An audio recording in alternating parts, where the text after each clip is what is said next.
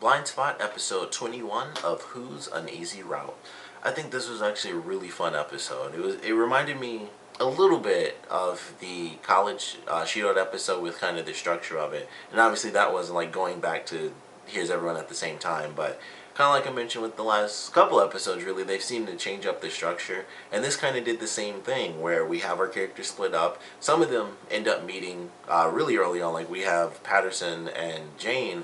They actually meet up with Weller and the Doc fairly early on. Like, they meet up with them really soon, but we still have Zapata and Mayfair who stay apart from them till closer to the end of the episode. And then, of course, Reed and Sarah are separated from them until the very end of the episode when they do the elevator thing. But I like the way it all played out. It, of course, and I loved how they did this, because it's like, all right, so we have this crazy FBI thing going on, and of course the first thought in my head was this has to be um, the thing where it's like, oh, plug this into the systems and stuff like that. They're downloading all the files. And I was trying to figure out, I was like, all right, what good could this possibly do to the country? Like, what could this do? And I was like, all right, it could be something really crazy. I mean, they have all this crazy stuff instead of just helping people, or, there were no tracks. They could have just killed Carter and poof, he's gone. But it's like they have all these crazy things that, the tattoo mission, all sorts of crazy stuff where they could have just been like, here's some information you guys might need. So obviously anything could lead to anything else. So it was like, it could be them, but of course we find out that it's not. So it has nothing to do with what Jane did, and it's these, two random people who are just trying to make a bunch of money.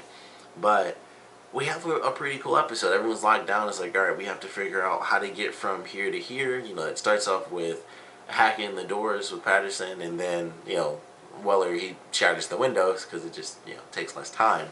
But we have that, then they do like the old school walkie-talkies, which was a really funny moment because he was like, these belong in a museum, where they look like they belong in a museum, and Patterson was like, thank you. And it's like, I collect a lot of cool stuff. I love that scene because I thought it was really funny.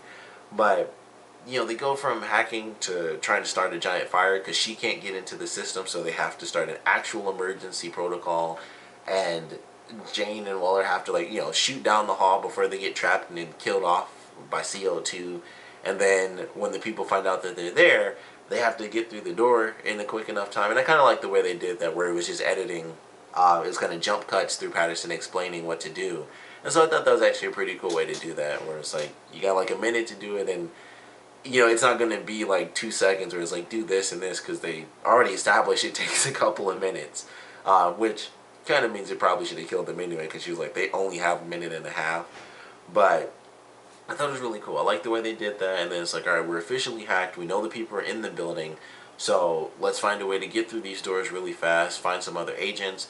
They found the random guy Morales, who, it was funny when he showed up at the end, because there is a scene, and I think it was when Zapata and Mayfair were first talking. It was just this random dude, he walks past, and whenever somebody walks past like the main characters and they're like right next to them, I'm like, oh, who's that random guy? And then he showed up at the end. I was like, oh, there's that random guy again. I thought that was just really funny because he stood out, because they were like in the middle of the shot, and then he walked right past them coming towards the camera. So I was like, I was slightly, like the attention was diverted to him a little bit. So I was like, that's pretty funny. He for whatever reason, that guy just got like a special guest spot on the episode, but it was pretty funny. He was like a featured extra. That's what they're called. So I thought that was really funny, because I was like, oh, there's that some random guy who was just like right in the shot, like, and that was on purpose to make it look realistic, but it was that specific guy because he shows up at the end of the episode, and I just thought it was really funny. And then of course he just dies because they need somebody to die, so just randomly kill that dude off. And they killed the woman, which I was surprised that was how everything played out. I didn't think both of them would die, but they killed the woman inside the server room, and then they have to chase the guy down after he does the elevator stuff. And fortunately, there weren't any losses, because I thought for sure it was going to be chaos, because it was like, we can't shut I thought it was, at first I thought it was just going to be like, we can't shut the elevators down, period. And then they show like, oh, there are people in like basically every single elevator, because I thought they might only do like, oh, maybe 2 or 3 of the elevators, maybe 4 of them are full, so we have to find a way to do this. But it was like every elevator was full. It's like, oh, we can shut them all down, which is convenient, except for the one with the really important characters in it. So they have to figure that out. Tons of funny stuff in the elevator with that woman freaking out with the claustrophobia. I loved that. I thought it was really funny. She's like pushing the buttons and stuff, and when she finds out that Reed and Sarah were a couple, and she's like walking up to him, and she like just touches both their arms and stuff, and at the end she's just like, "Whew, those anxiety meds hit me really hard," and then she just keeps saying "hard" because it's a weird word when you keep saying it. So I loved her character in this episode. It was just really funny, but Sarah's officially decided by the end she's going to take off because she's freaked out, kind of like some family stuff with her dad dying and her worrying about what could have happened to her and stuff like that. She's going to be off the show as well as her son. She's taking her son to meet his dad, or at least have a relationship with him. So I thought that was very interesting. It sucked the way that she said it because Reed is like, he was, I don't know, he wasn't going to explain everything to her, but he was going to say something, and then she kind of cut him off. It's just like, I'm moving to Portland, my ex is there, and I was like, oof, that's a crappy start to a just definitive conversation. That's a crappy start to hear.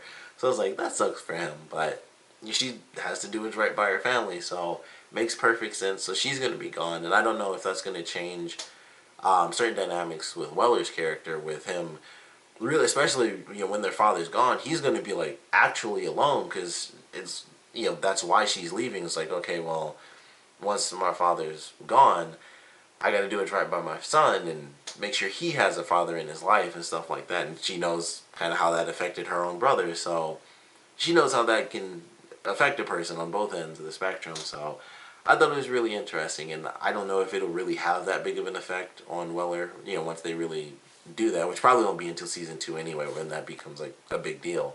But I thought it was a cool idea. I was like, this could actually change him because he'll lose his dad, and then it's like, he still has his sister and his nephew, but they'll be like so far away when the whole series, which obviously it's only been this one season, but the whole series they've been living together, and that's a crazy change. And it's like, oh, my sister and my nephew are just at home. I get to see them all the time, and then they're gone. My dad's literally gone. He's dead. So that can affect a character. Like, he's lost kind of his whole family at once in just two different ways, but he still loses kind of everyone all at one time. So could have an effect on him. They tried to touch on that a little bit with him in the doc, and he's trying to get some answers out of him, and they don't really get too deep into it, especially like right when they're about to. That's when kind of the actiony stuff sort of picks up. It's like, hey, we're being hacked, we need to get going. But I think it could have an interesting effect on his character in season 2. And then going through everything, they solve the problem, everybody's safe. Didn't think this was going to happen, but of course the DA comes back, which we actually have an interesting confession from Zapata to Mayfair, which I was very surprised by as well. But her, saying like he is trying to get something on you, he thinks you're corrupt.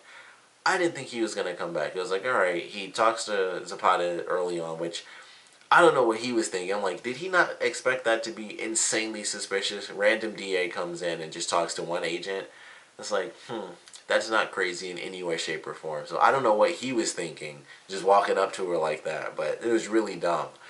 So it does lead to this confession, with Mayfair, and that was a really great scene. I was surprised that it got so emotional. I thought that maybe Mayfair would just be angry, but she actually was like shedding tears. I was like, this is surprisingly emotional. I thought she would just be mad that one of her agents, in a sense, was really just going behind her back and suspecting her of somewhat being corrupt, because like in the very beginning she's like, do you believe I'm corrupt?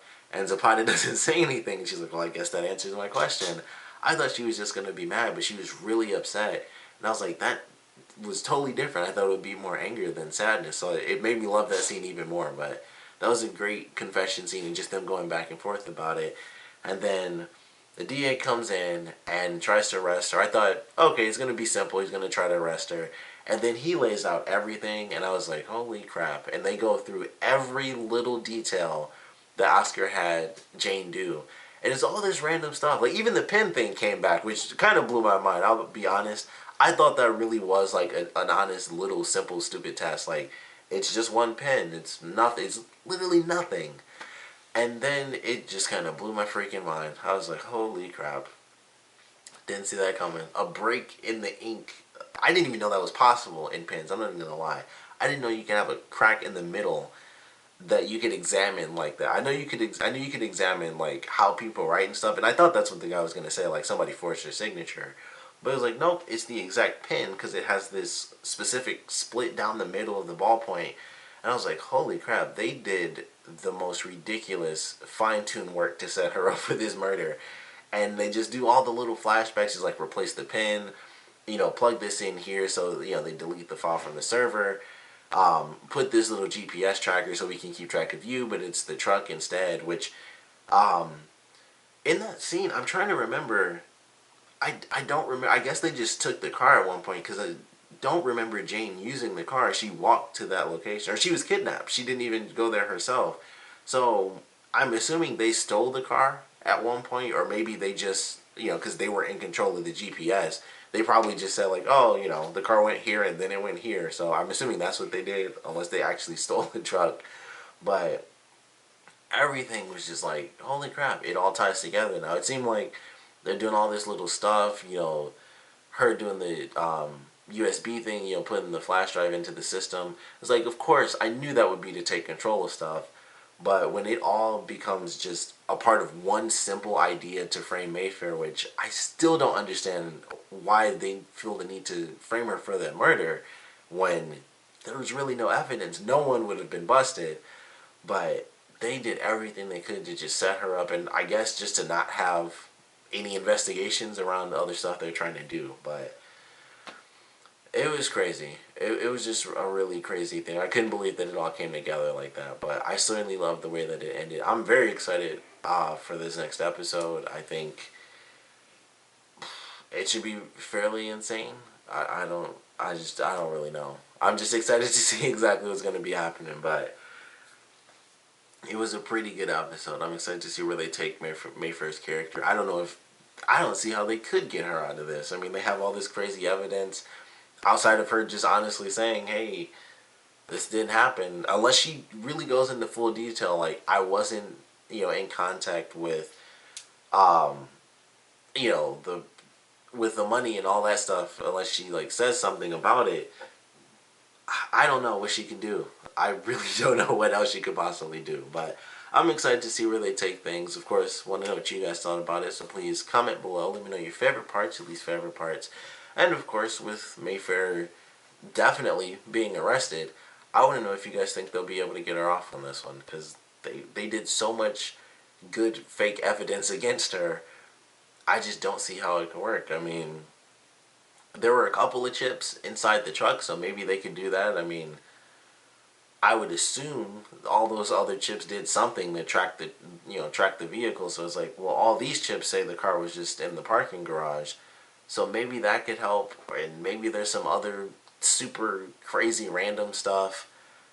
I don't know. The pin thing still blows my mind. I was when that happened, I was like, that's one of the most crazy minute forms of evidence. It's like one of the craziest things. Like, even if they have the truck thing, it's like, okay, those could all be messed up or something crazy. It's like when you get to some crazy minute detail, like the pin split down the center is the same pin. That, I don't know, that's just like a crazy piece of evidence. Even when you look at other stuff, it's like, but that pin thing though, still really crazy. So I hope they can save her. I just don't know, but I would love to know your predictions on that, and of course what you guys thought about this episode in general. So please comment below, let me know, and thanks for watching.